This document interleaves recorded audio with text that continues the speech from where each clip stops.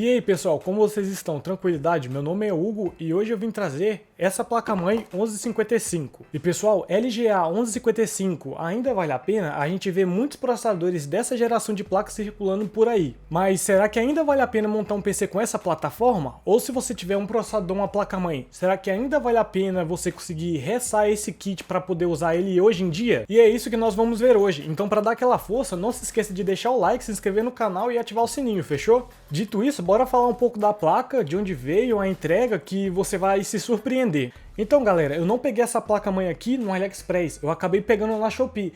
E cara, deu tanta polêmica que eu nem sei por onde começar. Então pessoal, já adiantando, só vale a pena você ter ou montar um PC com esse kit se você já tiver a placa-mãe ou o processador.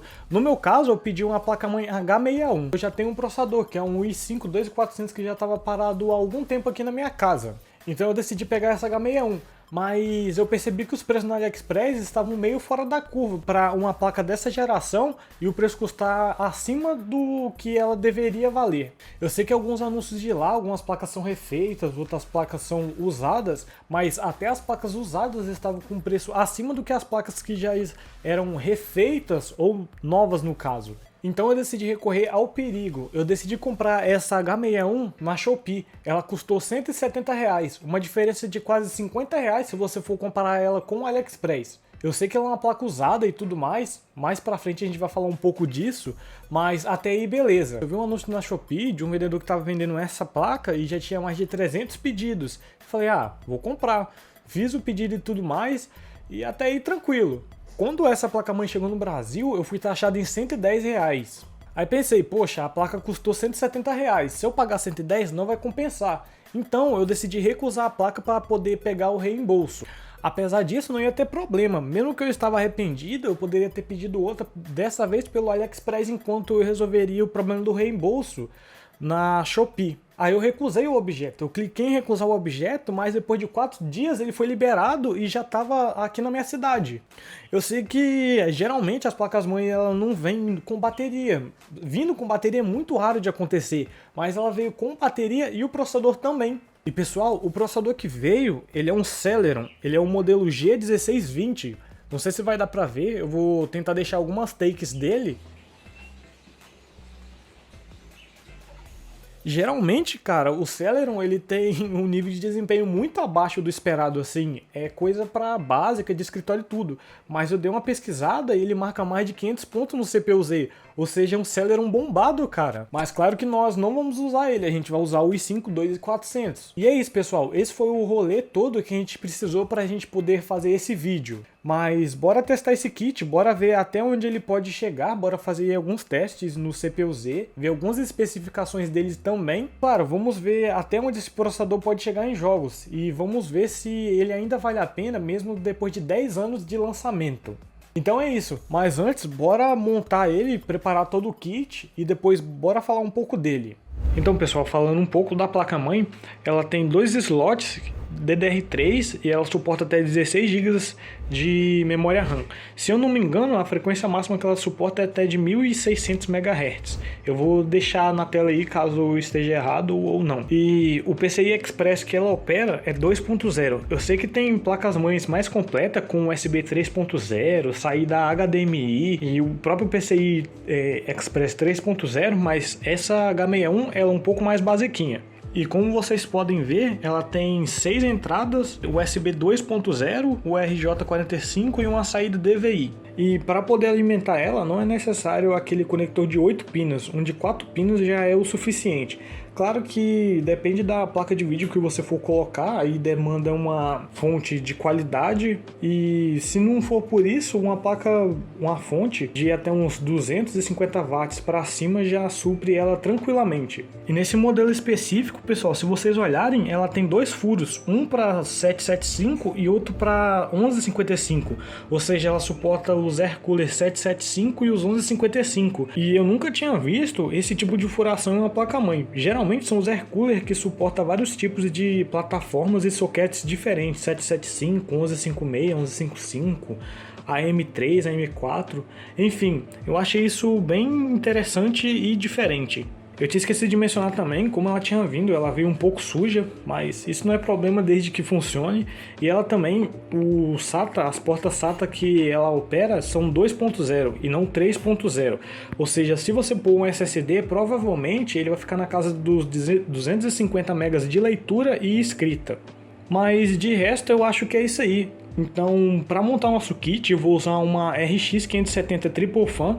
Eu sei que é muita placa para o processador, mas essa ideia é para ele não haver nenhuma limitação de placa. E isso vai fazer com que ele esforce e trabalhe o máximo que ele puder. Então, não vai haver nenhum gargalo em relação à placa de vídeo. E a gente vai usar 8 GB de memória, 4 GB, 2 pentes de 4 GB da Corsair, ela tem 1333 MHz. A gente também vai usar uma fonte de 430 watts da EVGA e um HD de 2.5 polegadas.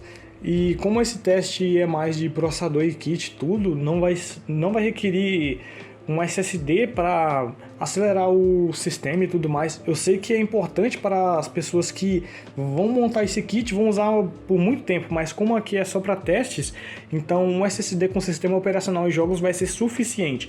E a gente vai usar o Aircooler 775 e não o 1155, já que tem uma furação de 775 e esse infelizmente é o único que eu tenho aqui, então vai caber certinho na placa-mãe. De resto, eu acho que é isso aí. Vamos partir para a montagem. Quando a gente chegar na tela inicial do Windows, bora fazer alguns testes. Então bora lá partir e montar o kit.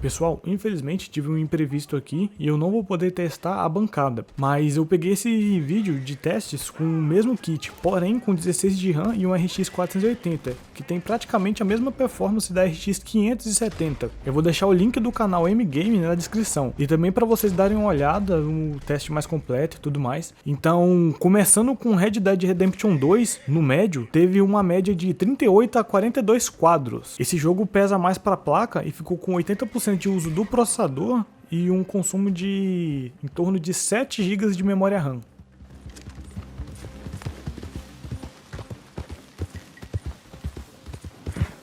No bom de guerra...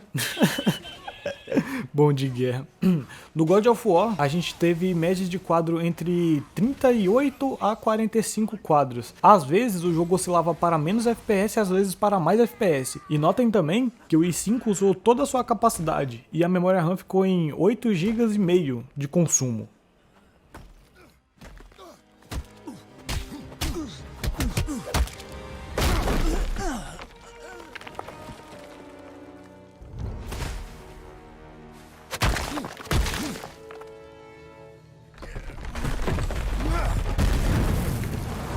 No Assassin's Creed Valhalla, na maioria do tempo, ele opera em menos de 30 quadros por segundo, mas o processador deu uma folga, tá com cerca de 60% de uso, mas infelizmente ele não conseguiu empurrar o jogo.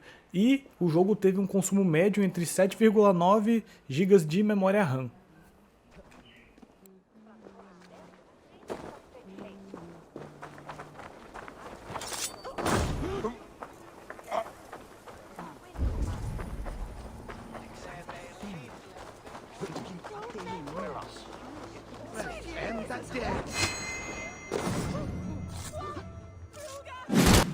E no Cyberpunk em Full HD em qualidades muito baixas ficou com cerca de 40 quadros em média. O uso do processador ficou na maioria do tempo acima dos 90% de uso e o consumo de memória RAM ficou em 6,8 GB. Para ser sincero, eu nem sei como que esse jogo abriu porque ele é muito pesado, mas pelo visto o i5 deu conta de rodar ele em uma boa quantidade de quadros.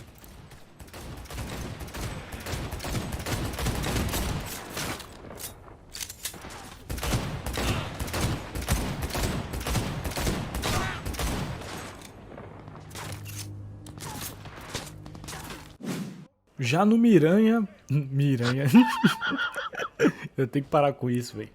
No Spider-Man remasterizado, ficamos numa casa entre 33 a 40 quadros. Como vocês podem ver, a qualidade está no médio e está com um gráfico muito bonito. O uso do processador ficou acima dos 90% também. E o consumo de memória RAM ficou em 9,2 GB.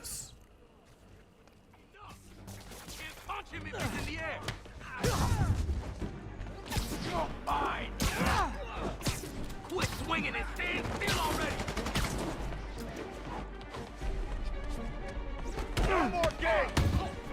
Don't let him get you airborne! I'm in an ass-kicking mood! Friggin' coward! Get back! Kick his ass! Spider-Man!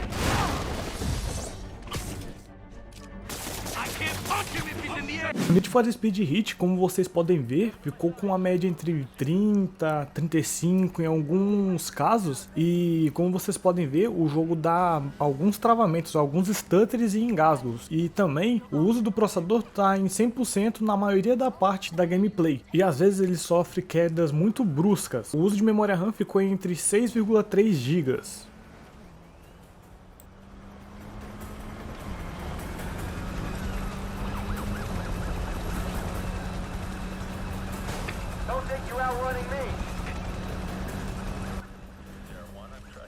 Então pessoal, nós chegamos à nossa conclusão do nosso kit H61 com o i5 2400. Então, será que vale a pena você montar um kit H61 com o i5 2400? Então, na minha opinião, só vale a pena caso você tenha a H61 ou a B75, seja lá qual placa-mãe você tiver, ou o processador, seja ele, eu recomendo de ir no mínimo um i3 para cima. Fora disso, infelizmente não compensa. Porque nessa faixa de preço que você vai custar para montar essa máquina, você consegue achar coisas mais interessantes no mercado, seja ele de importação ou aqui mesmo do Brasil. E outro parâmetro que eu queria ressaltar é que esse kit não tem tanto desempenho quanto você gastaria no mesmo preço de outro, você teria muito mais desempenho e pagaria até menos se você procurar bem, como no AliExpress tem o kit X79, X99 e você tem um desempenho e um salto de performance muito grande se for comparado com ele.